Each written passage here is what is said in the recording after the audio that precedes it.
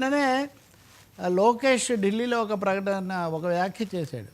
దాని గురించి మనం లోకేష్ గురించి మళ్ళీ విడిగా మాట్లాడవచ్చు. కానీ చంద్రబాబు తలుచుకుంటే 2 నిమిషాల్లో జగన్ జైల్లో ఉంటాడు అని ఒక ప్రకటన చేశాడు. మీరు తలుచుకుంటే జగన్ను జైల్లో పెట్టడం ఎంతసేపు, 2 నిమిషాల్లో మేము ఆయన్ను జైల్లోకి పంపించగలమని. నిజానికి తెలుగుదేశం పార్టీ ఎన్నికల ప్రచారమే రెడ్ బుక్ వీళ్ళందరినీ లోపల పెట్టేస్తాం అనే దాంతో మొదలైంది. చాలామంది లోపలికి వెళ్ళిపోయారు, ఇంకా అది నడుస్తుంది.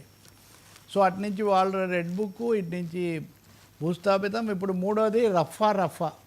వీటి మధ్యలో రాజకీయాలంతా చాలా రఫ్ అయిపోతున్నాయి. చాలా రఫ్ అండ్ టఫ్ కూడా కాదు, రఫ్గా ఒక విధంగా చెప్పాలంటే అసలు అంశాల్లోకి పోని విధంగా ఎక్కడ ఎవరి మీద రఫ్ అన్న పర్వాలేదు సార్, రప్ప అంటే నడుగుతామని రఫ్ అంటే పోనేదో అనుకోవచ్చు. రప్ప ఇప్పుడు చాలాసార్లు కొన్ని సినిమాల్లో మనం అలా తలకాయ పెట్టుకొని రైలు పట్టాలు కొట్టుకుంటూ పోవడం, అదే అలా మాట్లాడకూడదు, అది చర్చకు దారి తీయకూడదు. అయితే నాకు ఆశ్చర్యం కలిగించింది ఏమంటే, నేను వెళ్ళిన తర్వాత సాయంత్రం కామెంట్ చేశాను, వైసీపీలో చాలామంది చాలా బాగా మాట్లాడారు, చాలా ఇదిగా ఉంది అని ఒక ఉత్సాహం తీసుకురావడం, ఇట్లాంటి మాటలతో ఉత్సాహం పరచడం అనేది ఎంత మాత్రం మంచిది కాదు.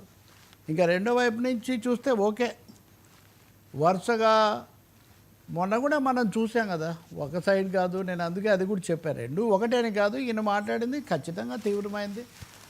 ఎవరు చెప్పినా కానీ నా ఉద్దేశంలో మాజీ ముఖ్యమంత్రి అదేదో జనాకర్షణమని, అదేదో ఇంకోటి చేస్తుందని భావించడం మటుకు అది సరికాదు. ఆ విధమైన పదాలు, భాష, వాటిని పెంచటం అంటే ఒకవైపు నుంచి ఇప్పుడు ఆయన ముఖ్యమంత్రిగా ఉండగా నా ఎస్సీలు, నా బీసీలు, నా మైనార్టీలు, పేదలు వీళ్ళందరినీ కూడగట్టడము ఇదిగా ఉండేది కదా. అక్కడి నుంచి ఎందుకు ఈ రఫాల్లోకి వస్తున్నారు?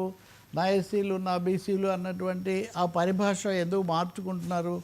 దీని గురించి ఆలోచించాలి. నా ఎస్సీలు, నా బీసీల నుంచి మొన్న సభలో ఒక కులాన్ని గురించి ఆయన ఎక్కువగా మాట్లాడారు. ఆ ఏ కులం అయితే తనకు ప్రత్యర్థి పార్టీ అని భావిస్తున్నారు వాళ్ళు ఈరోజు ఆ సంఘాల వాళ్ళందరూ మా కులం గురించి మీరెందుకు మాట్లాడుతున్నారు అంటున్నారు. కాబట్టి ఎక్కడో ఈ చర్చ డైవర్ట్ అయిపోతుంది అనేది మొదటి విషయం. రెండో, సరే చంద్రబాబు నాయుడు కూడా ప్రతిపక్ష నాయకులు వెళ్తారు, చేస్తారు, అంతవరకు ఏమో అభ్యంతరం లేదు. కానీ జగన్ వల్ల పెట్టుబడులు రావడం ఆగిపోతున్నాయంటే జగన్ అంత భయపెడుతున్నాడు.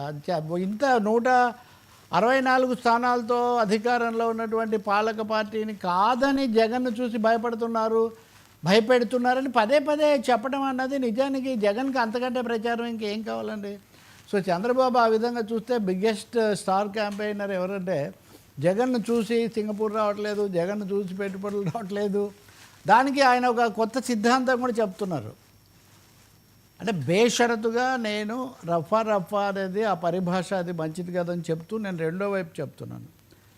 ఆ సిద్ధాంతం ఏమంటే, ఇలా భయపెట్టకపోతే పెట్టుబడులు వస్తే చంద్రబాబుకు మంచి పేరు వస్తుంది, కాబట్టి దీన్ని ఆపాలి అని ఇదంతా చేస్తున్నారని. నిజంగా అంత ఆలోచన, అంత వ్యూహాత్మకంగా, రెండోది అంత భయపెట్టగలరా? ఎవరు భయపడతారు సార్? మీరున్న అదానీనే, ఆయన ఉన్న అదానీనే. అదానీ ఎవరికి భయపడతాడు? అదానికి మీరిద్దరు భయపడతారు, కానీ అదానీ ఎవరికి భయపడ్డు.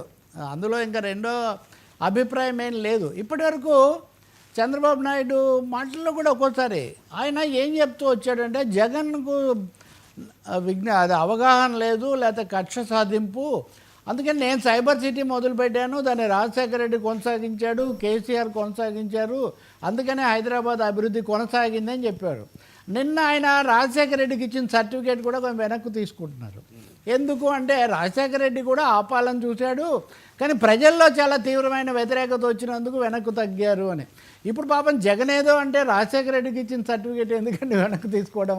రాజశేఖర రెడ్డి బాగానే చేశాడు, ఇదేది ఫ్లైఓవర్ పూర్తి చేశారు, విమానాశ్రయం కట్టారని కదా మీరు గతంలో చెప్పారు. కాబట్టి నేను అనేది ఒకటే వర్మ, గతంలో కూడా మీకు చెప్పాను, ఇవేవో 2 శిబిరాల్లాగా, 2 యుద్ధాల్లాగా మారిపోయిన పరిస్థితి నుంచి బయటకు రావాలి. ఇది పైనే కాదు, కింద దాకా.